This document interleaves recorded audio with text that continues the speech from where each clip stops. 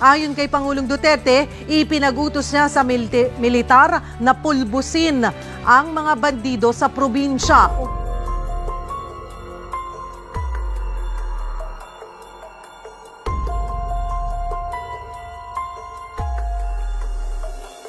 Huwag kayong matulog. Hanapin at patayin ninyo yan. Ikadalawa ng Setyembre taong 2016, maganda ang panahon ng gabi ngayon. Abala mga tao sa kahabaan ng sikat na Roxas Night Market sa Davao City. Normal ang lahat. Marami ang mga customers na masayang namamasyal dito. Walang ano-ano'y may narinig silang isang napakalakas na pagsabog. Ang aktual na pagbomba at pagsabog ng Roxas Night Market ay kinuhanan pa ng video ng mismong nagpasabog. Sino nga ba ang mga taong nasa likod ng pambobombang ito? Bakit tumantong sa isang malagim na trahedya ang sanay normal at masayang gabi sa Davao Night Market? Alamin ang buong detalye dito sa channel kung saan ang kaalaman ay siksik at nag-uumapaw. Kien Nation, i-like mo na rin ang video na ito bilang suporta at syempre mag-subscribe ka na rin para lagi kang updated sa mga susunod na video ng Kien Thoughts.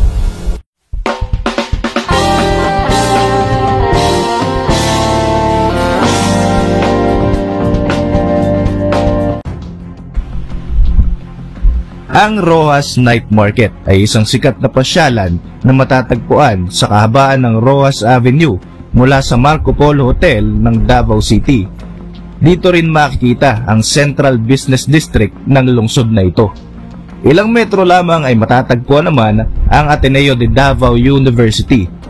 Isa ito sa madalas na puntahan ng mga tao upang matikman ang ipinagmamalaking mga pagkain dito sa lungsod na ito. Maging ang mga street foods at iba pang delicacy ay matatagpuan mo rin dito. September 2, 2016, normal lamang para sa lahat ang gabi ngayon.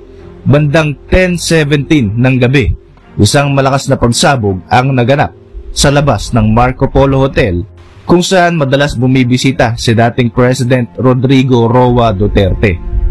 Makikita sa paligid ang mga nagkalat na katawan, mga nasirang tindahan at mga taong nag-iiyakan.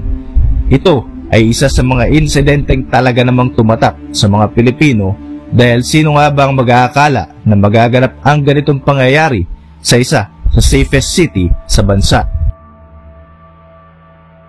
Ang pagsabog na ito na kaagad na ikinasawi ng 14 na katao habang 70 naman ang nasugatan at itinakbo sa ospital. Nadagdagan pa ng isa ang casualty sa malagim na trahedyang ito nang mamatay ang isa pang buntis noong September 13, 2016. Matapos ang malagim na trahedyang ito, kaagad na nagbigay ng statement ang Noy Vice Mayor Paulo Duterte upang kumpirmahin sa publiko na pinasabog ang Davao Night Market. 4 na buwan pa lang noon na nakakaupo bilang Pangulo ng Pilipinas ang pinakamamahal nilang mayor ng Davao na si Rodrigo Duterte. Ito ay nagdeklara na kaagad ng giyera sa mga teroristang grupo ng Abu Sayyaf.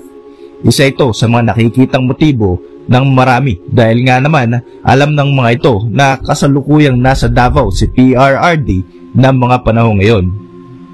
May ilang mga CCTV footage naman at video na kumalat kung saan nakuhanan ang actual na pagsabog ng bomba sa Davao Night Market. Pero Kien Nation, dahil hindi natin may papakita ang video footage na yan dahil medyo violente ang mga ipinakitang video, ilalagay ko na lamang ang link sa ibaba ng video na ito para ikaw mismo ay mapanood mo rin ang naturang mga CCTV footage at video kung saan ipinakita ang actual na pagsabog. Bago maganap ang insidenteng ito, marami ng terrorist attack ang nararanasan ng bansa, kaya naman noong August 28, 2016 ay inutusan ni PRRD ang Armed Forces of the Philippines na pulbusin ang grupo ng Abu Sayyaf dahil sa pagpugot nito sa ulo ng isang 18-year-old na lalaki noong August 22, 2016 dahil hindi nakapagbayad ng ransom money ang pamilya nito. Bukod dito, noong July 7, 2016, nag-anunsyo din si Paulo Duterte na marami na talagang banta ng terorismo mula sa teroristang grupong ISIS, kaya naman mas hinihigpitan pa nila ang seguridad ng Davao City. Kinumpirma din niya na ilang araw bago ang Roxas Night Market incident, may mga bomb threat na siyang natatanggap na maaaring maganap daw anumang oras either sa General Santos City o sa Davao City. Bago maganap ang trahedyang ito, ay nag-order na rin ang NOY Mayor Sara Duterte na ipasara ang naturang night market dahil nga sa dami ng violations nito at mga complaints. Pero matapos nga ang meeting with the vendors, muli itong binuksan sa publiko noong August 13, 2016.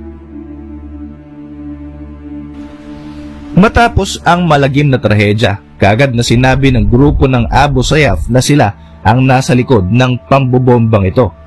Ayon sa kanila, ito ay tawag para sa bansa bilang mujahidin para magkaisa sila laban sa Armed Forces of the Philippines. Kaagad din naman nilang binawi ang claim na ito at sinabing ang kaalyado nilang grupo na Daulat Uwi Islamiyah ang siyang responsable sa insidente. Sinabi pa nila na hindi sila titigil sa ganitong pagpapasabog hanggat hindi ina-adapt ng Pangulong Duterte ang hadith bilang batas at hanggat hindi siya nagpapakonvert sa reliyong Islam. Isa din umano itong ganti sa ginawang pag-atake ng gobyerno ng Pilipinas sa kanilang mga kasamahan sa Sulu Province. Kagad namang naglabas ng pabuyang 3 milyong piso ang City Government of Davao para sa sino mang makakapagbigay ng impormasyon tungkol sa kinaroroonan ng bomb suspect at dagdag na 1 milyong piso sa makakapagdala sa mga ito sa otoridad. Nagdeklara naman si PRRD ng State of Emergency on account of lawless violence sa Davao City at nagkaroon sila ng lockdown, mas maraming military presence. Dito ay binigyan ng authority ang AFP na mag-conduct ng normal operations na isinasagawa katulad ng PNP sa lungsod ng Davao. Dito ay makikita mo talaga kung gaano katibay ang mga Davaoenyo. Halos 2 linggo pa nga lang matapos ang insidente na ito, muling binuksan sa publiko ang Roxas Night Market upang ipagpatuloy ang kanilang mga buhay. Lumabas naman sa investigasyon na isang improvised explosive device ang ginamit sa pagpapasabog sa Davao Night Market base sa mga nakita nilang ebidensya. September 5, 2016, nagkaroon ng 3 person of interest ang PNP base sa sinabi ng mga witnesses sa trahedyang ito. Makalipas lamang ang 1 buwan, nagsagawa ng joint operation ng Philippine National Police at ang Armed Forces of the Philippines. Dito nga ay naaresto nila ang 3 suspect na naikonekta nila sa bandidong grupo ng Maute. Hinilala ang mga ito na sina TJ Tagadaya Bakabalang, Wendell Apostol Facturan at Musali Mustafa. Kinumpirma rin ng NOY Defense Secretary Delfin Lorenzana na ang Maute Group at Abu Sayyaf ay mayroong pakikipag-alyansa sa ISIS. Ilang buwan nga lamang ang nakalipas ay nagsimula na ang krisis sa Marawi kung saan nagkaroon ng labanan sa pagitan ng gobyerno ng Pilipinas at sa ISIS-affiliated group na Maute at Abu Sayyaf. Noong October 11, 2016, sa ka-40th day ng Roxas Night Market bombing, pinangunahan ng NOY Mayor Inday Sara Duterte ang pagbubukas sa publiko ng isang memorial bilang pag-alala sa mga naging biktima ng trahedya. Sa kasalukuyan, bukas na ulit sa publiko ang Roxas Night Market.